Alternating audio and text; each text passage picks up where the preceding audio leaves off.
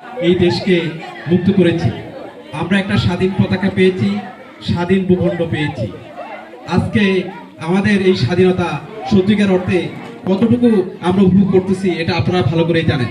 আমাদের রত্নে রত্নে সন্ত্রাস, চাঁদাবাজ, নৈরাজ্য সকল কিছুই আমাদেরকে গ্রাস করে ফেলছে।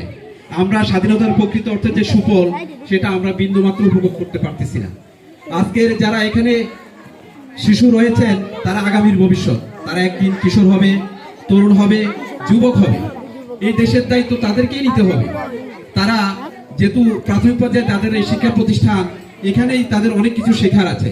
আমি আমার টিচার যারা আছে বা অন্যান্য স্কুলের টিচার যারা রয়েছেন তাদের কাছে বিনীত রিকোয়েস্ট করব, আপনারা তাদেরকে পড়াশোনার পাশাপাশি নৈতিক যে শিক্ষা সেই শিক্ষাগুলো দেবেন। আরেকটা গুরুত্বপূর্ণ বিষয় নিয়ে আমরা আজকে যে র্যালি করেছি, এটা আসলেই মাদকটা আসলে আমাদের জন্য খুব ভয়াবহ। আমরা আসলে অনেক উপলব্ধি করতে পারছি। আমাদের এই ইউনিয়নের মধ্যে আমাদের এই দুইটা গ্রাম মাদকে ছেয়ে গেছে। আমরা যারা মাদক সেবী, যারা মাদকের ক্রেতা বিক্রেতা, তাদের সাথে কথা বলবো, তাদেরকে বন্ধু হিসাবে ভাববো, তাদেরকে মাদকের কুফল সম্পর্কে আমরা তাদেরকে বোঝাবো, তাদেরকে দূরে ঠেলে দিব না। কারণ এই তরুণরাই আমাদের ভবিষ্যৎ। তাদেরকে অন্ধকারে আমরা যেতে দেব না, আমরা তাদেরকে আলোর দিকে নিয়ে আসবো। তাদেরকে এই দেশের কাজে, এই রাষ্ট্রের কাজে আমরা ব্যবহার করব। তাদের কাছ থেকে আমরা সৃজনশীল যে বিষয়গুলো সেগুলো শিখবো, শিক্ষা দেব। এটা হোক আমাদের সকলের অঙ্গীকার। আমরা তাদেরকে দূরে তাড়াবো না। আপনারা সবাই বিষয়টা খেয়াল রাখবেন। আপনি দূরে তাড়াইতে গেলে তারা আরো অন্ধকারে চলে যাবে। তাদেরকে আলোতে আনতে হবে, তাদেরকে বোঝাতে হবে মাদকের কুফল। মাদক শুধু একটা পরিবারকেই ধ্বংস করে না, একটা সমাজ, একটা রাষ্ট্রকেই ধ্বংস করে ফেলে। সুতরাং আমরা আমাদের এই মাদকের বিরুদ্ধে আমাদের অবস্থান সবসময় থাকবে।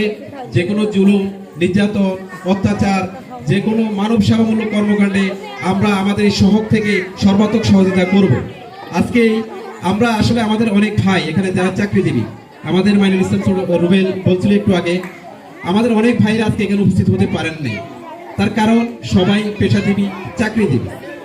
এই দিনগুলোতে, বিশেষ দিনগুলোতে 16 ডিসেম্বর, 21শে ফেব্রুয়ারি বিভিন্ন প্রতিষ্ঠানে অনুষ্ঠান থাকে, ওখানেই ম্যান্ডেটরি সবাইকে জয়েন করতে হয়। সেই থেকে আসছে যারা জয়ী হয়েছে, তারা বিজয়ী হয়েছে, সকলের জন্য শুভকামনা থাকবে, সকলের জন্য শুভকামনা থাকবে।